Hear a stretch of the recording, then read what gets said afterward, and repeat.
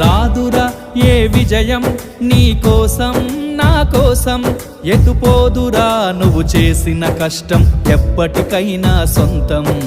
కాలంతో పయనించే వాడికి కానిది ఏముంది, సాధనతోనే సాధ్యమవ్వునని సదాశయంతో సాగర ముందుకు. రాదురా ఏ విజయం నీ కోసం నా కోసం, ఎటుపోదురా నువ్వు చేసిన కష్టం ఎప్పటికైనా సొంతం.